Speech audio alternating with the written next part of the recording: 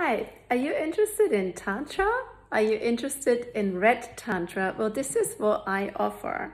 I've dedicated my life to this practice and I absolutely love it. On April 6th, come and explore with me together in the day workshop, and if you like, followed by the Tantra Touch Temple at night. It's an excellent community day where we practice with partners and alone through meditation and inquiry, but it's very embodied because that's what Red Tantra is. This time we will be working with the polarities of the dark and the light, feminine and masculine energy. It doesn't matter what gender you identify with. These energies are cosmic energies, and these polarities is what makes everything juicy, vital and alive when we tap into them and discover them in our bodies and let them flow. So check it out, tasteoflove.com.au in our events page, get your tickets.